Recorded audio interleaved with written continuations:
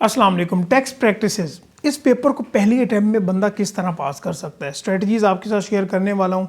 और ये मेरा फेवरेट सब्जेक्ट था और मेरी बड़ी ख्वाहिश थी कि टैक्सेशन में मैं काम कर सकूँ। चलें, वो एक सेपरेट टॉपिक है, but today we are going to discuss about strategies के आप किस तरह टैक्स प्रैक्टिसेस के पेपर को पहली अटैम्प्ट में पास कर सकते हो। ये पेपर बाकियों से थोड़ा डिफरेंट है। वो किस तरह से कि इसमें 30 नंबर, 30 से 35 मार्क्स 100 में से ऐसे हैं जो कि बिल्कुल स्ट्रेट फॉरवर्ड नॉलेज बेस है।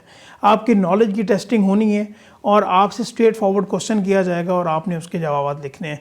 बट 65 to 70% पेपर ऐसा होता है जो कि न्यूमेरिकल बेस होता है, इनकम टैक्स के पोर्शन से, सेल्स टैक्स से पोर्शन से, कि आपकी न्यूमेरिकल एबिलिटीज़ चेक की जाती हैं कि आपके उसकी एप्लीकेशन पे कितना ग्रिप है, जो आपने स्टडी किया उसकी आपकी कितनी ग्रिप है। तो इसको आज हम डिटेल में डिस्कस करते हैं। चैनल को ज़रूर सब्सक्राइब कर लीजिएगा, वीडियो को भी लाइक कर दें और अपने फ्रेंड्स के साथ ये स्ट्रेटजी ज़रूर शेयर कीजिएगा।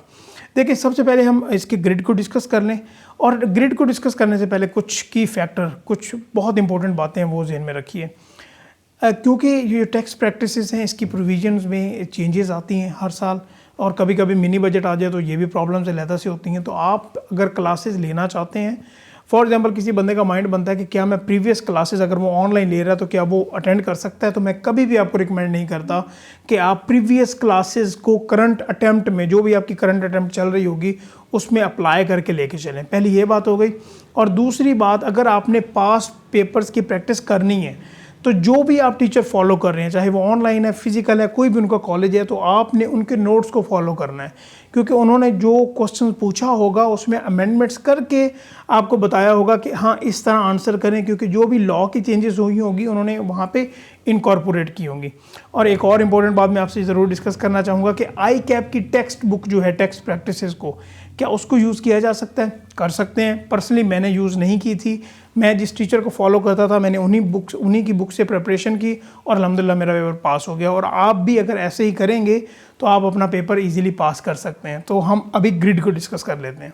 अगर टैक्स प्रैक्टिसेस के हम सिलेबस को देखें तो इसके सिलेबस को 3 ग्रिड में डिवाइड किया गया है, ए, बी एंड सी। जो पार्ट ए है उसमें आप अगर देखेंगे तो बिल्कुल objective, systems, historical background, constitutional provisions and ethics, ये बिल्कुल स्ट्रेट फॉरवर्ड इसमें से पेपर आता है। क्रैमिंग अगर अच्छी आपने की होगी, माइंड में अच्छा इसके कॉन्सेप्ट बिठाए होंगे तो आपके ये पेट नंबर है। यहाँ पे मैंने क्रैमिंग का वर्ड यूज़ किया है, इसको नेगेटिव सेंस में ना लेके जाइएगा, मैं आपको समझाता हूँ कि मैंने ये क्यों वर्ड यूज़ किया है, ठीक है। दूसरे नंबर पर अगर हम बात करें तो इनकम टैक्स लॉज हैं, और जो 60 से 70 नंबर का पेपर इसमें से पेट है और बहुत मेजर पोर्शन है ये सिलेबस का। एंड तीसरे नंबर पे सेल्स टैक्स का पोर्शन आता है जो कि 20 से 30 नंबर का, और बहुत इंपॉर्टेंस ये रखता है। सबसे पहले मैं आपको इसके पास्ट पेपर्स पे लेके जाना चाहूँगा और दिखाना चाहूँगा कि स्ट्रेट फॉरवर्ड क्वेश्चन एक्चुअली किस तरह से आ रहा होता है। वो अगर आप देखेंगे तो ये क्वेश्चन नंबर 3 है ना, इसमें देखेंगे स्ट्रेट फॉरवर्ड क्वेश्चन किया गया है इसके दोनों पार्ट्स में। और इसी तरह अगर मैं नेक्स्ट क्वेश्चन पे मूव करूँ और क्वेश्चन नंबर 6 है और उसका बी पार्ट है, तो बिल्कुल स्ट्रेट फॉरवर्ड क्वेश्चन किया गया है। और इसी तरह अगर हम नेक्स्ट मूव करें क्वेश्चन नंबर 8 पे, तो इसमें भी बिल्कुल स्ट्रेट फॉरवर्ड क्वेश्चन किया गया है। ये आपको दिखाने का मकसद ये है कि ये जो मैंने आपको 30 नंबर बताए हैं थ्योरी के, आपने इसको ग्रैब कैसे करना है। क्रैमिंग का वर्ड यूज़ किया, आप कहेंगे रटा तो दिमाग से निकल भी जाता है। तो अगर आपने इसके पहले अच्छी तरह कॉन्सेप्ट्स लिए होंगे और फिर अच्छी तरह मेमोराइज़ किया होगा तो ये आपके माइंड से नहीं गुजरेगा। अगर आपने इसकी रिटर्न में प्रैक्टिस की होगी तो ये बहुत इंपॉर्टेंस रखता है ये वाला पोर्शन। आप इसके बगैर पेपर में पास नहीं हो सकते।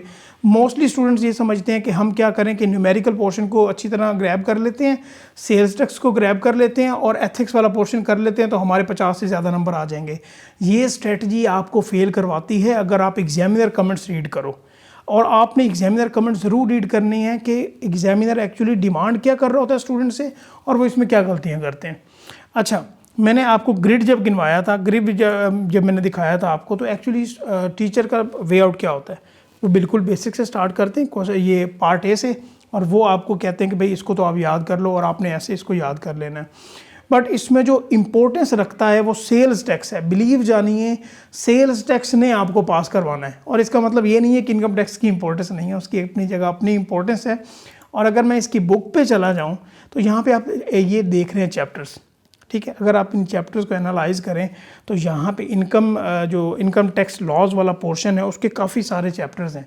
और जो पेपर में इसकी टेस्टिंग होती है उसके ऊपर कॉम्प्रिहेंसिव भी आता है, डिफरेंट हेड से एक combination of question, combination of task मिला के आपसे एक क्वेश्चन पूछा जाता है जो कि 14-15 नंबर का, 16 नंबर का हो सकता है, इनकम टैक्स में से एक बहुत बड़ा क्वेश्चन, और बाकी चाहे वो कैपिटल गेन से पूछ ले, चाहे वो इनकम फ्रॉम बिजनेस से पूछ ले, सैलरी से पूछ ले, वो आपसे क्वेश्चन सेपरेट भी इसमें से पूछता है।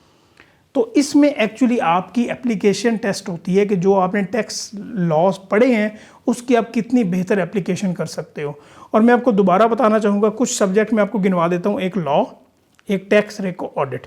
ये जो 3 ये सब्जेक्ट मैंने आपको गिनवाए हैं, वैसे तो सारे सब्जेक्ट ही टीचर को फॉलो करने चाहिए, लेकिन ये ख़ास तौर पे अगर आप टीचर की स्ट्रेटजी को फॉलो नहीं करोगे तो आप परेशान होगे। और दूसरी एक और बात वो ये है कि बहुत स्टूडेंट क्या करते हैं कि एक टीचर को फॉलो कर रहे हैं, वो दूसरे टीचर का भी ना स्टडी मटेरियल यूज़ करना स्टार्ट कर देते हैं। इन सब्जेक्ट्स में आपने ये काम नहीं करना। जहाँ तक प्रैक्टिस की बात है, प्रैक्टिस क्वेश्चंस आप करें, लेकिन स्टडी मटेरियल आप एक टीचर का ही रखिए, और जैसे आप टीचर आपको लेके चल रहे हैं आप वैसे ही चलिए। 1 से 1.5 घंटा आप डेली रूटीन बनाइए कि मैंने इस सब्जेक्ट को देने हैं। पहले आपने क्रैमिंग अच्छी तरह कॉन्सेप्ट्स को मेमोराइज साथ साथ करके इसकी क्रैमिंग करनी है, टीचर के साथ साथ चलना है। जब आपका सिलेबस कंप्लीट हो जाए तो आपने पिछली 2-4 अटैम्प्ट्स के एग्जामिनर कमेंट्स ज़रूर रीड करने हैं। वो आपको बताएंगे कि एक्चुअली इस पर्टिकुलर सब्जेक्ट में स्टूडेंट्स कहाँ कहाँ गलतियाँ कर रहे हैं जो आपने नहीं करनी, और यही आपको इंशाल्लाह पेपर पास करवाएगा।